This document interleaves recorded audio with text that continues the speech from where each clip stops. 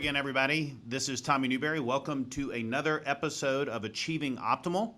This is a special client spotlight, and this week I will be chatting with Ryan Cohn, longtime client, member of the 1% Club. Ryan, great to have you with us today. It's good to be here. You have a story that stands out in my mind, and so I have been waiting for this opportunity to share your story, pick your brain. A lot of people know about you because I'm often telling stories about you. So let's have fun talking about your success story, where you came from, where you are, where you hope to go, and also blending this in with the principles of the 1% Club that you have been so disciplined with implementing in your life is pretty impressive. Awesome. So that's where we're headed. So you grew up in Atlanta, and or just outside of Atlanta in Marietta. Let's start there with the pick it up in Pope High School, and then I'm gonna quickly get into the real estate piece of things. Excellent. I'm happy to be here today. Thank you for those kind words. I grew up in Marietta, Georgia, and went to Pope High School, and grew up in a relatively normal middle class setting. And then went to Georgia Southern University down in Statesboro, graduated. From that, I'm the youngest of 5 children. My father was a medical salesman, my mother was a teacher.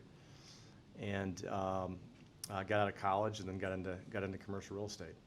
Well, I'm very familiar with Pope, as I told you when we were chatting earlier. And, you grew up in a kind of middle class, upper middle class neighborhood, and maybe you were on the lower side of that, right? Exactly. I grew up in a setting where both of my parents kind of instilled, the middle class beliefs in my head that money didn't grow on trees, and that's kind of the mindset that I grew up in. So you're correct. And you had a lot of friends and their families that were maybe a little bit further up the economic totem pole, and you got to see that and experience that, and you did decent enough in school to get to go to Georgia Southern, right? Exactly. I was a C student, and I feel like I was a little bit lower on as far as it relates to the middle class than a lot of my friends were. I grew up in a $80,000 house, and my friends had a $225,000 house. So I didn't quite have as much as they did. So I looked at that as motivation later in life to achieve more than my parents did. Well, this is an encouragement for the C students out there that it's not all about the grade. You don't encourage people to get C's, but sometimes C's can motivate you. Sometimes that's an indicator of some talent that just isn't applied. Sure. And so you did turn it on in college and Yes. got serious, and you also chose finance, right? Exactly. So why did you choose finance at Georgia Southern? Well, I turned it on, and we touched on this earlier, but I went through a pretty big event in my life where my father got sick, passed away from cancer, and that was a very tough thing to go through as a kid. And right before you went to college, right? That was 2 weeks before I went to college, and I took care of him for about 2 years prior to that. And I learned a lot about life during that, and went from cutting up in class to a C student to fast forward to college. I picked a hard major. I picked finance because I thought it would be challenging. Started diving into self-help books. I read Napoleon Hill. I read Think and Grow Rich is a great book. Tony Robbins. I read Success is Not an Accident. That's really strong. And then that's when I called you. And that's right. So that was, I guess, back in the early 2000s. Exactly.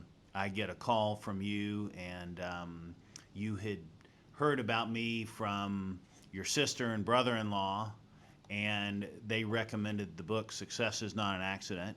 And you called me and said, hey, I'd like to get coached by you. I hear about the 1% Club. I'd like to be a part of that. And you said there was just one problem. And do you remember what the one problem was? I had zero money. Yeah. So So Ryan, you say, do you ever do any kind of scholarships? And I said, well, sure, tell me more. And he goes, well, I need one. And I said, well, okay, how much? And you said, all of it. And I think there must have been a long pause because you said, if you do this, I promise I'll become your best client. You remember that? I do remember that. So that was, hey, what were you, 22, 23 at the time? I think I was 22 years old. Yeah, 20, maybe 23. And so you were already serious. I mean, that was a sign of seriousness at that point. So, so we met, we connected. You came and participated with people that were largely a decade or so older than you, if not 2 decades. And there'd be this young guy sitting in the group, and that was you. Exactly. And what it did for me was it essentially gave me direction. It was a structure that I used for 15 years. And I had specific measurable goals written out. And at a young age, I knew that tool would be vital to my success and growth, later in life. So you start off with Dory, right? Yeah, I started with Dory Publishing. And then but you really wanted to get into real estate where you could make some money and build a career. So I know a little bit about the next step, but tell us about who you identified as the person in the organization that you wanted to go work for. So I worked for Dory, and I got paid a salary of $22,500, which was, I thought at the time, a lot of money. I didn't know any Yeah, better. you were very pleased. I was pleased. I thought, but then I couldn't afford clothes. But all kidding aside on that was a stepping stone to get into. That brokerage. explains that one suit you wore over and over and over again. That's right. When I did get into brokerage, I went to work for Richard Bowers and Company, and I cold called him because I read an article about him in the newspaper, and went to his office. I sat in his lobby on a Saturday. He had me come in. How long did it take you to get an appointment? I had to call him. I called him 3 times, and he called me back and said, come in. He's like, Ryan, come in this Saturday. Come in this Saturday. And that's how he sounds. But I came in, and he was about an hour late, I think, to the meeting. And you were early to be a good early. Interviewee, right? Exactly. I got there about 30 minutes early, and I found out that he owned these buildings, 260 and 270 Peachtree. So I immediately got nervous. I was like, oh my God, this guy's big time. I'm gonna, So I sat there, and I was kind of happy that he was late because it gave me some time to calm down. Yeah. So he gets there. I shoot up the elevator with him to the top floor, and I'm sitting in his office. And that's when my heart starts pounding because I just don't know what I'm getting into. And I'm like, hey, I'll work harder for you than anybody. Give me a shot. And we interviewed for a second, and he was like, I'll give you a chance. At the end of that. So.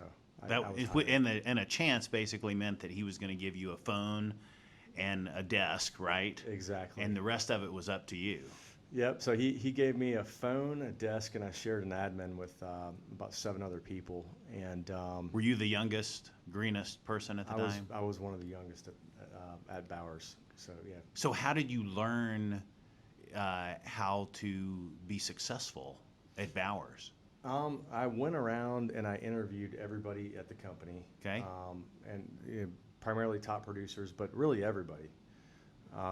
Did he tell you to do that? He didn't tell me to do that. No. He just didn't. He just said, I just "Go for it." He just gave me an office and said, good luck. Make some calls. So what did you ask the people? I just asked them. I said, what does it take to be successful in this business? What would my daily routine look like? Who are the most successful people that you know in commercial real estate? What do they do? How many hours a week do you work? And I just basically created a structure and tried to model the most successful people in the business. So do you remember what the responses were, or what you synthesized to be? So you interview these people, and that's pretty impressive for your age, and nobody told you to do it, but you didn't know what else to do, so it's a good sign of intelligence to ask. So you asked, but probably not everybody told you the same thing, so you had to synthesize all the answers you got But isn't that what you did? And you kind of put together your own battle plan? Sure. I put together my own battle plan, and what I really figured out was at that age is it takes a lot of hard work, it takes a lot of grit. You got to deal with a lot of rejection. So, and you also have to organize information well.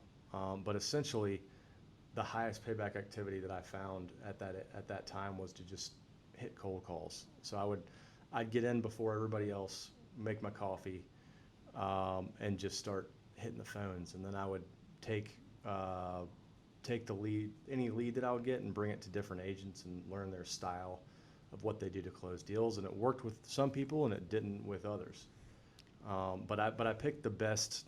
I tried to take the best from every individual that I took a deal to. So what was so if we roll back the clock to that time period and you're in, let's say, the second month of working for Bowers, what did your work week look like?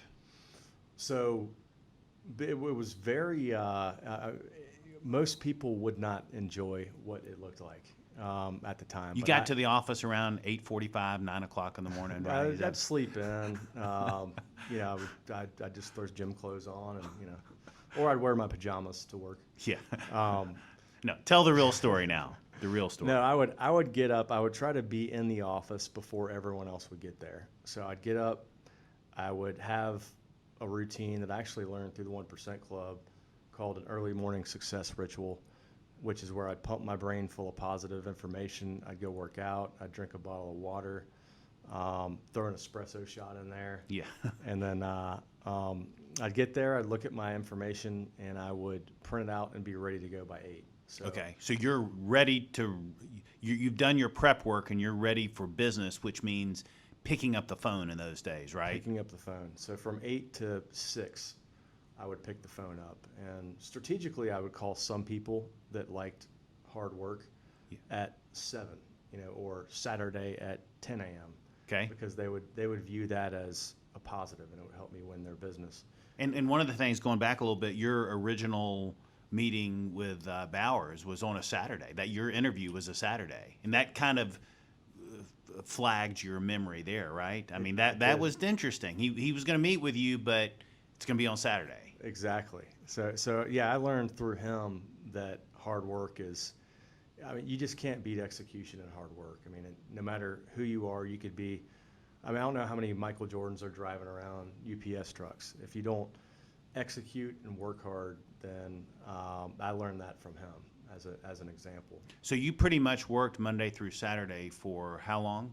For about 6 years. Yeah. Yeah, and my wife, now Stephanie at the time, was working on Saturdays as well, so it actually worked out really well. Because she was in residential real estate. She was in residential, yeah. correct. Okay, so that was a nice synergy there. Exactly. So, all right, so how long were you at Bowers? I was at Bowers for 3.5 years. All right, and then what? What came after Bowers? I did the math on the number of calls. I became the youngest vice president in the history of that company quickly, and became a top producer there out of 50 agents at the time. And did the math and realized I can go start my own company and have similar resources and Right. have brokers if I just kept that trend going. So I started Ryan Cohn & Associates at the time. I started it December of 2008, right when the stock market had that 1,000. Yes. So I got a little lucky there, meaning I had a little bit of money saved, not a lot, that I took out of the market, and I just put it in my bank account for the company at the time, and off I went, just cold calling, and Kind of starting over again on your own. Starting over again on my own. And how did that go? The first year, I actually made similar money, even in a terrible economy, that I made when I was at Bowers, after all my expenses and overhead. But when you start something new, you're just on fire, you're energized, and you want to, you just eat, sleep, and breathe it for the first couple of years. So the second year, and then it just kind of went up and up and up, and led me to where I'm at today. What caused you to partner up after your first firm? Sure. Well, I partnered with Owen Midhour, and we met through a mutual friend, and he got a job through Bowers, and I introduced him to Okay, all Bowers. right. And he was just a go-getter, hard worker. His talents were different than mine. Our personalities were different, so we worked together very synergetically. And he said he was going to start his own company, and I was like, "Come on over, let's Do it together. let's do this thing together." And then we partnered for 10 years. Wow. All right. So that was a good move. And Yeah, then, it was a good move. then that came to an end. And now what's happening? That came to an end. I'm back on my own now, and we've actually just hired some people. Since then, we started a property management company. We had 14, 15 people that worked there for a little while. We sold that off. But right now I'm doing brokerage and investments, and it's Cone Commercial Real Estate. And I'm doing the same thing, and I love it. All right. So tell us a little bit about your portfolio. What does that look like right now? I've bought and sold probably 30-ish properties over the past 7 years. I still own some property, and I've gotten lucky a little bit in that my tenants are paid rent, and we've been able to lease and stabilize the buildings that I currently own. So though we're going through these rough times, we're extremely aggressive in our leasing efforts, and we've been able to sign some new deals, and our portfolio is stable. But it's I typically don't hold things for a long time, so I'll buy something, add value, and then sell it. So a lot of product that I've purchased has already been sold, so I'm still left with some properties, and I'm looking to acquire more. But my portfolio consists of office and industrial buildings. The largest thing I own right now is a 200,000 square foot office building in Peachtree Corners, and then all the way down to a 6,000 square foot warehouse in Midtown West. So, Okay. And anything in between. So that is fantastic. And when you started back as a broker or doing research with Dory and so forth, and then it's not that long ago. I mean, what year was that you started with Dory? I started in 2004, I believe, or 3 with Dory. Okay, so Yeah. we're talking about a 16, 17-year career. Exactly. So very few people, I'd say less than 1%, are able to get to where you are. How the heck did you get to where you are from where you came from? Because a lot of people start with the desk. Now they have maybe a computer. They bring their own computer, and they have access to a database, right? Sure. And their phone. And they don't go much further than that. Or they've done that for the same amount of time. They never move, right? Exactly. And they get bored and trapped. And what did you do differently? I mean, I think, in the very beginning, it was survival. I had, $5,000 of credit card debt, and I thought that was a monster amount of money at the time, and I was doing the transfer of the balances and To the new card. to the new card, trying to get 0% interest, and I was sweating, and I was driving a little crappy beat up Honda Accord that was 2-door, and telling everyone, "Hey, I'm successful. I'm doing come let's lease some office space. Let's go tour some buildings." And then I'd show up in a beater of a car, and they were like, "I thought you were successful." And I'm like, "Well, I am for my first year in the business." But so back then it was more about the why and figuring out, and the why backed by the systematic setting of goals through the weekly focus, the portable coach.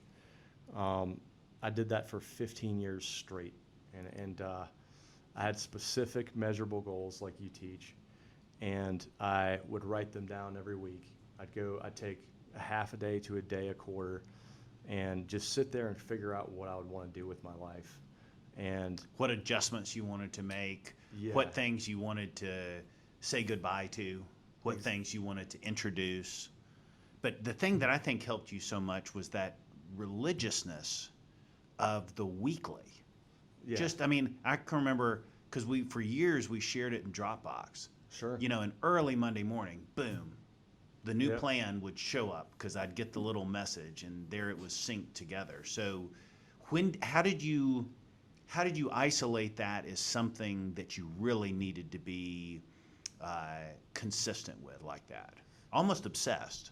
Yeah, I mean, I looked at it more like you're painting the picture of your life, and execution, you nailed it.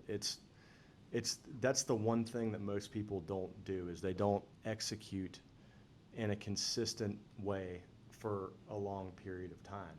So a lot of people they overshoot on the short-term goals, thinking that they're going to, do all this big stuff, but they don't think about chipping away over a 3-year period. Right. And the process of that, and execution is key. It's what you do when nobody's watching. Yeah, and I think some people start out like you, but they don't get the success quick enough for them. Yeah. And so they get discouraged and they stop practicing it. But I mean, it was pretty much like 50 out of 52 weeks you do the weekly coach, right? Yeah. You'd fill out your plan every single week, except maybe 1 or 2 weeks, right? Exactly. And frankly, there's times in the beginning where you're thinking, does this stuff really work? You're writing it down and you're reading it, and it's the same thing as last week or very similar.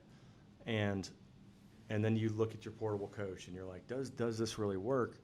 Well, what I found was, after a long amount of time, like let's call it a year or 2 years or 3 years, when you look back at what you wrote previously, you realize there's something subconscious in there that when you execute on a plan like that and you follow it and you model other people that are successful, it does work. And it builds you up on the inside when you're able to see it. I mean, that's like one of the hidden benefits of what you've done with your goals and tracking them, is you then, when you reach the goal, you're able to look back and go, at one point, this was just a thought. Exactly. That I wrote on a piece of paper. It did not exist. There was no path to reaching it. Now it's accomplished. And so some people work hard and they get success here and they get success there and they kind of bump into it. But they can't look back and go, I intentionally made that happen from nothing. Exactly. And don't you think that boosts your confidence when you're able to see that and then 100%. repeat it? 100%. I mean, he did. Tommy said, I always ask him this. So I'm like, hey, what's your one piece of advice? He said, make and keep promises to yourself. I think that when you write something down and you actually implement and you do it, it does build confidence. And I think that the cool thing with me is I was able to surprise myself in certain situations, with either me signing a mortgage and moving tenants into a building, or me doing this large transaction, or the amount of income that I made, or whatever. But you look down and you do the statistics on it, and you're like, I'm driving down the road at certain times after, I've done certain things, and looking back at my family tree and how I grew up, and I'm thinking to myself, getting chills in the car, I can't believe I did this. This is awesome. And it's the execution of a plan. And does that make you get complacent thinking those thoughts? Or what does that do for you when you experience the chill bumps from, is this even real? It really makes you think bigger. Like, you're like, well, what if I would have wrote something else down? Right, right. And for those of you that don't necessarily need to do these big things, that's okay too. It could be some other area of your life, but for me, what it did is it built confidence, and it made me think bigger. And I'm like, why not add another 0 to that? Why not think bigger? Why not me? I would be a better owner than 99% of the people that I'm as a tenant rep, I bring tenants to. And I know I'd be a better owner, and here's why. And so it just makes you think bigger and expands your horizons, and it makes you think anything is possible, really. Well, one of the things that stands out to me about you are some of the amazing experiences that you've been able to create for your friends and family and loved ones as a result of your great financial success. But not just financial success, it's not being satisfied with being an economic success story. And so, when I think of you, I think of etched memories that you've created with your wife, with your daughters, with your brother, with friends, trips that you've gone on, but then you've gone the extra mile to make them special. I can remember one in particular. I'm talking to you on a Friday afternoon, and I forget the exact circumstances, but you let me know that you've, uh, secured the best suite or something for you and your wife for a surprise getaway, and you've set up the babysitters, and you've got a massage scheduled, and this is like in the middle of the workday. You've got all this done. So, what are some of the cool etch memories, non-business stuff that give you the goosebumps when you think about them?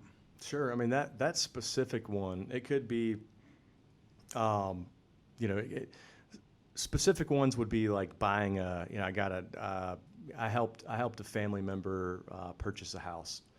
The down payment for that, putting a roof over somebody's head, that just fires me up. And that's so powerful because it's not like you inherited a bunch of money and then passed it on or did something, which would be fine. In other words, you had to earn it from scratch, and then you had enough surplus that you Exactly. could share it and be a blessing to others. Exactly. And just at that time, that specific trip was a big one because I had just started to make a little bit of money, and I pictured something, flying my wife to New York, staying in a suite, giving her, I think it was $2,000 to go spend money. And New York doesn't go that far. I know that now, but giving her $2,000 in a limo, saying with some champagne, saying, "Hey, honey, go shopping. Yeah, go yeah. do this," because Now you're making us look bad. exactly. So that to me fired me up, and I mean, there's so many more things like that I could. But you rattle them got off. stimulated to think about those things, or even being, you painted a picture. I don't know why you answered the phone, but you were down in Mexico and you were in a bungalow or something Sure. overlooking the ocean, and you're there brainstorming. You're Yeah. there envisioning the rest of your life and resetting your lifetime goals. And I'm just thinking that is so cool. But all right, so here's what I want to do. I want to talk about some additional things that stand out in my mind about you that I think will inspire others or motivate others to make little tweaks in how they're running their life. And then you just comment on them Sure. because I think they're powerful. So we know about the weekly coach, which is our weekly planner that you have done. At least you had a streak going for 15 or 16 years. In addition to that, what are some of the other habits that are your go-to habits in any area of life? Go-to habits would be exercise, waking up, doing something positive, getting your morning started right. I think that's important. Also, at night, if you find yourself thinking in a negative way or watching something negative, that's okay for a second, but just be aware of it and then start to think positively so that things loop in your brain in a good way. Energy is important, so diet, exercise. Yeah, what do you do for your diet? Because you're how lean are you now? We're obviously sitting here together. You look really lean. Do you know how lean you are? I fluctuate between 9 to 11.5% body fat on average, and I do meal prep now. I have a chef that comes in and cooks foods, and they cook food for me, and they measure it out per my macros. So all I got to do is stick the food in and heat it up. And the reason I ask is because I knew that, but what I wanted to reiterate is I knew that if I asked you how lean you weren't going to go, I don't know. And the importance of that is people need to know where they are, right? Sure. Need to know where you are. And you know why you're going to be just as lean a month from now is because you've got a plan. Exactly. It's not an accident. All right, so any other habits that stand out to you? So being positive, the early morning routine, workouts. Oh, yeah, I'm jumping ahead. What's your workout? What do you do for working out? Right now, I do a mixture of everything. I have a trainer that I use on a consistent basis, and I also do some classes for I do. What kind of classes? I do. I'm embarrassed to admit it, but because I'm a man, but but I like the Mega Reformer. It actually builds your core up. Yeah. To get your glutes. To get your glutes right. But it essentially cured my back. I had some back issues and some shoulder issues, and now those have completely gone and cured themselves because my core is stronger. So I do weightlifting primarily, and then I do Pilates on the Mega Reformer. Okay. All right. So we can cut that part out of the. Man, let's make it. All right. So what did you do what did you do this morning? This morning I did cardio actually. And what does your cardio look like? I just do 30 minutes of cardio, and my heart rate's between 100 to 130 beats per minute. How do you know? I wear a heart rate monitor. There you go. So you're monitoring. Yeah. Okay. But now I don't have to wear one. I kind of know what to do. So, but that's the fat burning zone. Yeah. You're not burning muscle. All right. What's happening inside your head when you're working out? It's really just kind of like a therapy for me. It's You're thinking about all sorts of things, but it makes you think more positive. It makes you think bigger, and it makes you feel like you've achieved something. And at first, it's more painful, and it's a pain in the butt, and you have to get motivated to get in there, and you still have those human thoughts that are natural, but once you commit and you do it, you feel so much better, and you're ready to come. are you listening to anything while you're working out? I mean, sometimes I listen to books on tape, but oftentimes You're just zoning out. I'll zone out. But sometimes I listen to motivational rap music and things like that, which probably surprised you to hear that. But Well, good. We need to have some. You need to share some of your favorites. We'll but post them in the show notes. I listen to everything from that to rock to electronic music, etc. So. Okay. All right. Good. All right. So here, next thing is asking.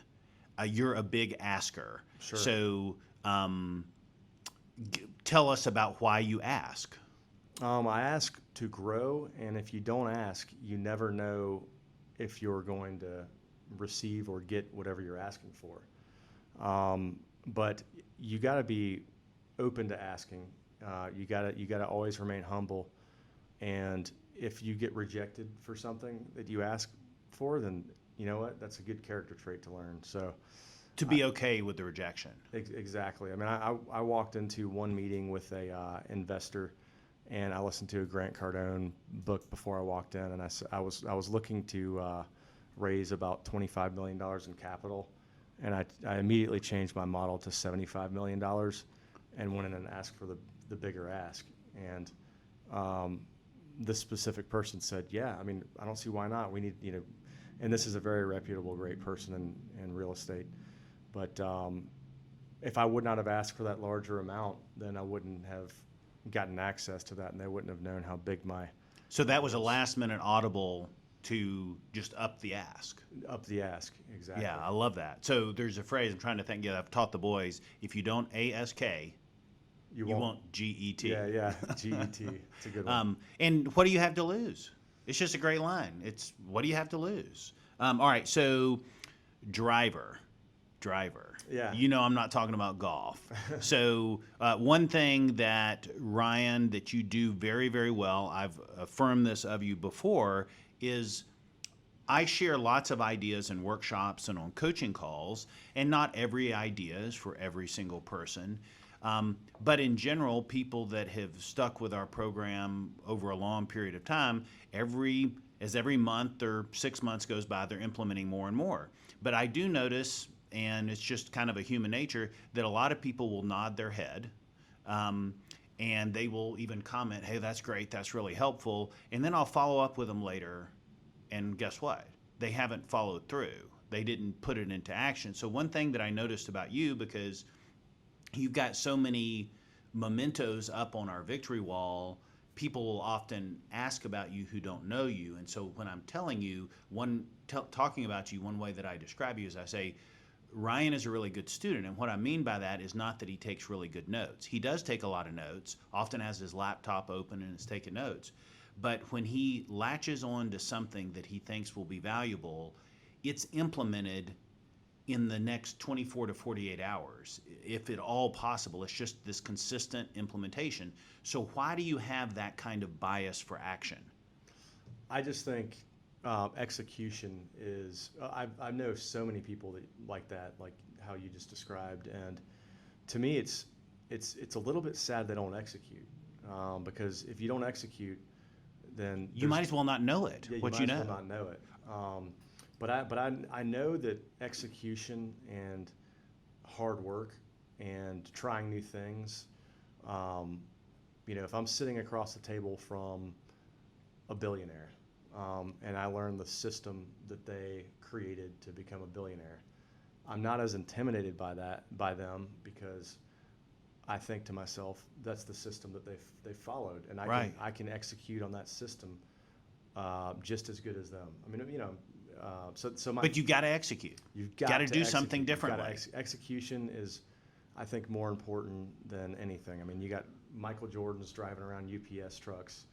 It's you got things like that. So execution is the number one thing you got to do. So I'm coming back to the driver now. So one of the things that I pitched one time, we were talking about high payback activity, and I said, well, based on what kind of income you want to earn, how much is each hour of your time worth? And we came up with $500 an hour, and think, okay, well then why are you driving around? And why are you driving yourself around? How much would it take to hire somebody? So tell us how you implemented that, because first you implemented it in a really crude, almost laughable way, but you still implement it. You know what I'm talking about, Sure. right? So how did you first start using a driver? So I found a driver from, I think it was Safe Ride back in the day. Yeah.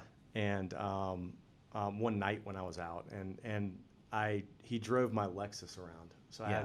I had a Lexus LS 460, and Tommy and I were doing the math, and you have different appointments around the city, and you spend that time driving.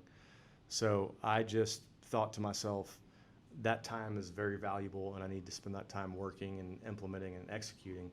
So I did that, and it just kind of stuck. And then I had about Then you upgraded. Then I upgraded. But when you started with the Lexus, it was not every day, right? It was a couple times a week. Yeah. And so the driver would pull up in front of an office building, let you out, and you'd go in and do your business, right? I'd go in and just canvas and knock on doors and go up different floors, and I'd have an organized list. When you came back out, he'd be waiting for you. He'd be waiting for me. And then on your way to the next property, you could do business in the car, organize your notes, prepare for the next appointment, make phone calls, etc., rather than having to be fully engaged with driving, correct? Exactly. And I had a picture of a Sprinter van in my office about 10 years before I bought one.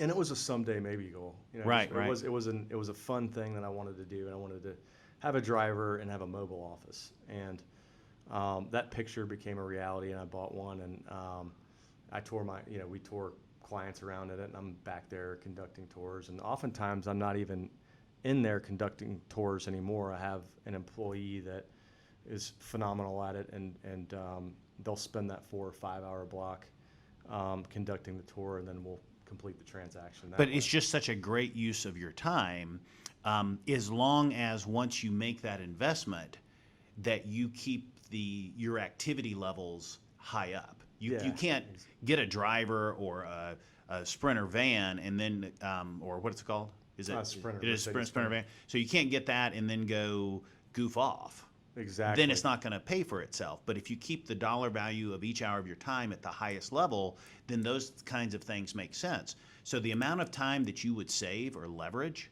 in a week is not that big of a deal. In a Exactly. month, Exactly. in 6 months, it starts to build up. And then 6 years, it starts to really build up. But then you've leveraged it further by using it for family experiences, right?